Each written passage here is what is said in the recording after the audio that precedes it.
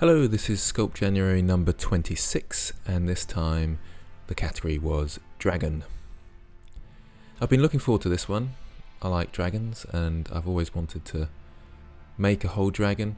I have tried in the past and struggled quite a bit, but I felt maybe I've developed the skills now that I can actually do it. So I started with metaballs again, getting a rough shape. In fact, I wasn't really pleased with the shape throughout, and I probably should have looked at more reference images and decided on a better style. I half had in my mind sort of comical dragon, like the ones from How to Train Your Dragon, and I half had in my mind some of these excellent pieces of artwork that you see. And that was bad for me really, because I never pinned down a style and therefore never felt comfortable throughout the sculpt.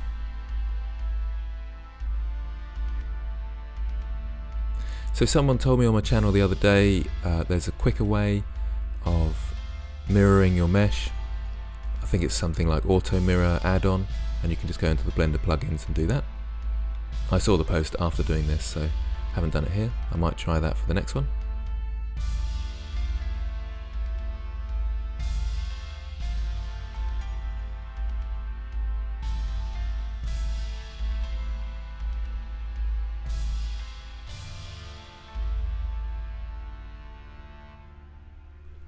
So at this point I thought I'm going to go for a more traditional dragon and try and make it look really cool.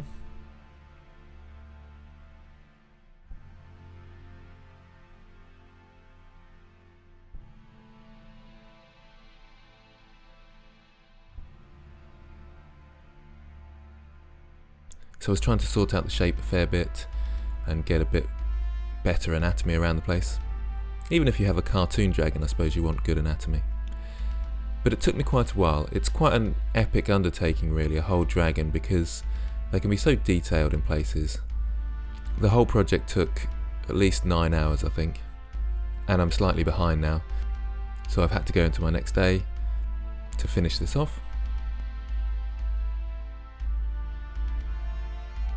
But it's all good practice, all good learning experience. I'm still really enjoying it. It just meant I didn't have enough time to texture as I would have liked to. So I really wanted to go for it with this project.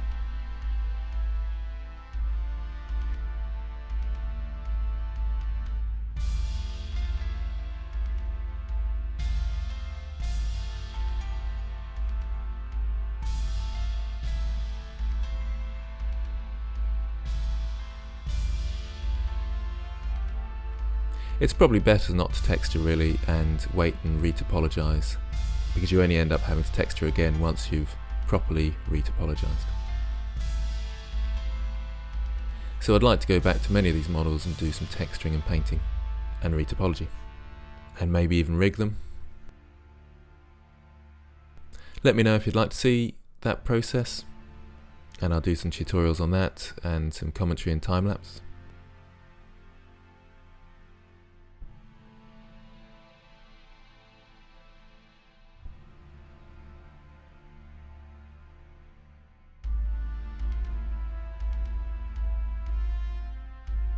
So it's slowly coming together here, and then I thought I'd have a go at doing wings. And I was a bit worried about this actually, because wings are quite flat and sculpting doesn't work very well with sort of flat objects when you're pulling them around. And I played around with different ideas here,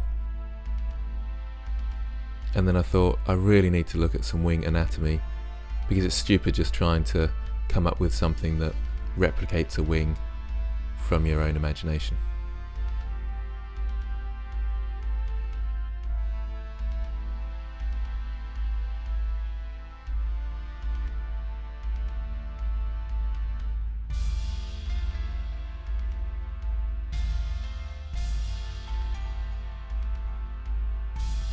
So I used the snake hook tool just to pull out the sort of flat part of the wing. That was okay actually, I didn't mind that. The bit I didn't like was the bones within the wing, the bone structure.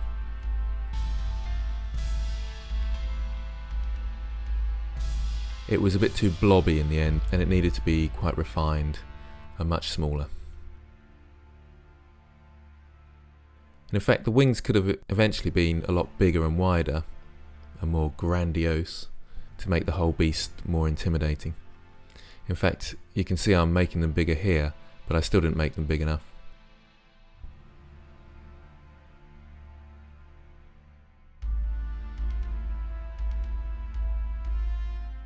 But it's kind of getting there at this point.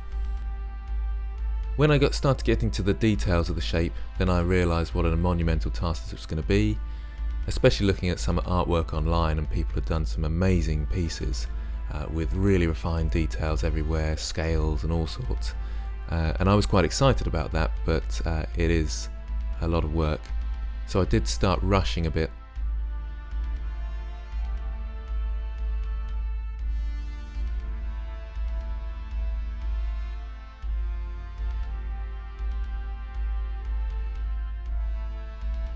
In order to refine the shape, I would go up and down detail levels. When I needed to move things around, I'd go down detail levels and push things around, and then up again when I wanted to add detail.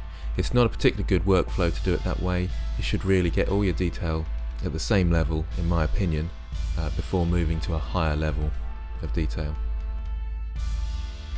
So get your shape right first, then move your detail up and refine the shape, and then move it up, and then get those minute details. But that's why I like using constant detail. I have tried with relative, but I just prefer knowing exactly what my topology is doing and how many polys I'm using, rather than when you zoom in you get more polys with the relative detail. I'm using the command Alt-B to highlight part of my mesh. It's much easier when you've got sort of overlapping bits, so the arms are in front of the wings, and that's quite awkward. So if you press Alt-B, you can get just part of the mesh, and then press Alt-B again to come out of that mode.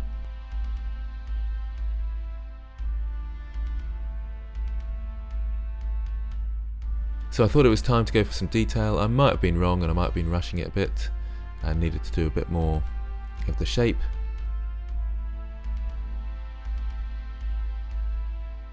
And you can see I'm going back to these wings over and over again because I'm just not happy with them.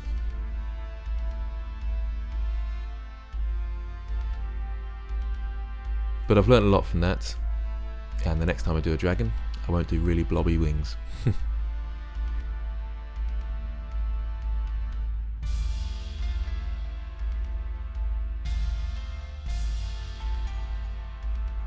I went across to the Met cap as well here, because that did help a little bit, seeing where the topology was and all the details.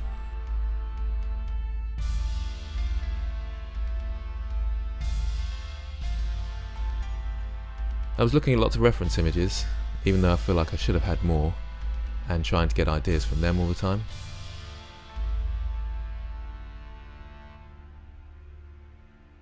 I didn't really like this bit on the legs. I regretted doing that, but I can see why people draw those in, because it's sort of armour on his legs is the thinking. So that idea came from a reference image.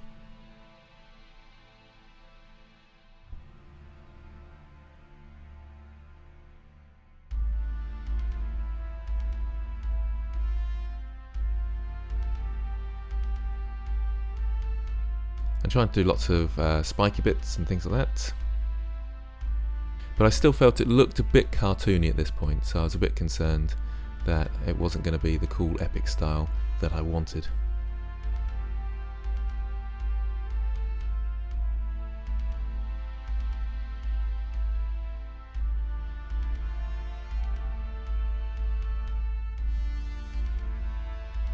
Also, I had in mind to rig the object, so he's kind of in a T-pose at the moment, sort of, ready for rigging. But rigging doesn't work that well on the objects at the moment because they're not retopologized. So you get stretching and awkward bits in the shape. So there's only so far I can rig and pose. You can see I'm trying to thin out these blobby wings now, but I should have gone much further with that. And I think if they'd been a bit bigger, it would have been nicer, looking back.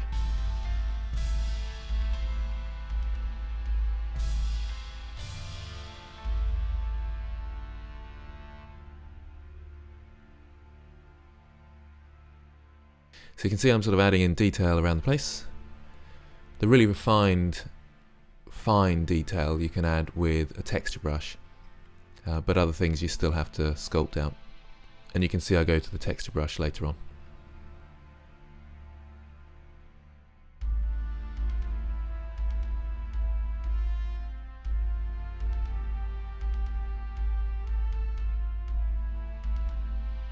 I was having fun at this point, but worried about all the time it was taking.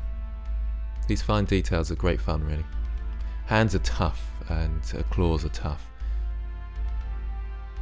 so they take a lot of time, and I kind of left them in a bit of a shoddy state, really.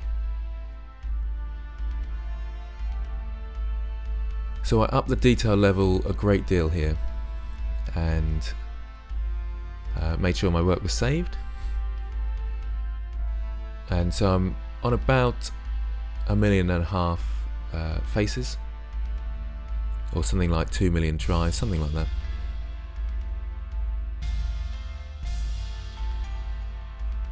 And I've turned Dyn Topo off to use my texture brush. The frustrating thing is I lost a lot of work suddenly because it crashed, which I've found to be really rare in Blender actually. And I probably was too high poly, or a combination of doing screen recording at the same time. So I only lost a bit of work, so make sure you save regularly, especially when you're going to up the detail level like I did. Those points are crucial, and you can see me saving a bit more regularly now. I probably only lost about a quarter of an hour's worth of work, but it's still a pain, especially when you're a bit behind. And you can see all the different texture brushes I'm using. Textures.com is my main place, but there's lots of different places on the internet. And I experimented a lot with those, with alligator brushes, vein brushes for the wings, weird, don't know what those brushes are for the scales, and it was good fun.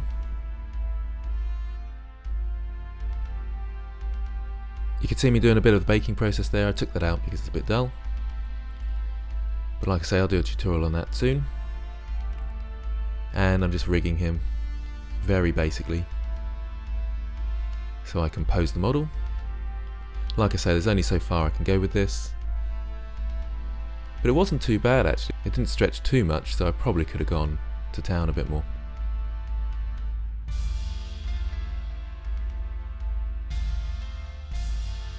And here we go, starting to put him into some sort of position so he's got a bit more character.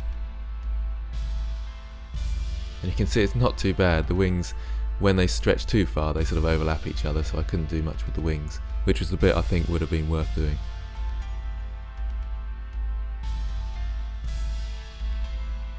Put in a basic base and just sculpt that out quickly.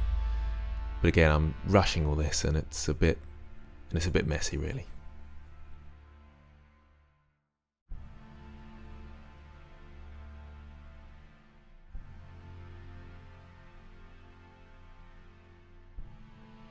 So I'm relatively happy with the positioning, and I'm going for some texturing.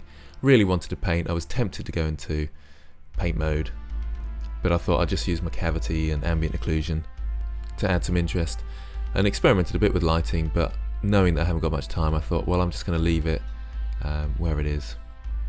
But it would have been more fun to go to town on this and enjoy myself a bit more.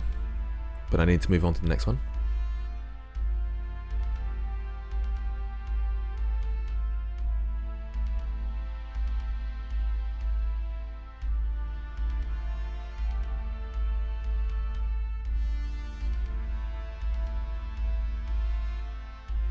I keep getting these bases wrong. I feel like they need something to anchor them to the ground a lot of the time, so I put them on a base, but I wasn't that impressed with my last one, and this one isn't amazing. I did experiment with an emission through the cavity, and I thought that might be fun, but it started to slightly detract from the model really, so I thought, right, keep it simple, light it in a simple way, and put it all down to experience. So there it is, number 26, Dragon. Hope you enjoyed it. If you got this far through the video, well done. On to the next one. Links are in the description to Sculpt January. Get across there, and I'll see you there.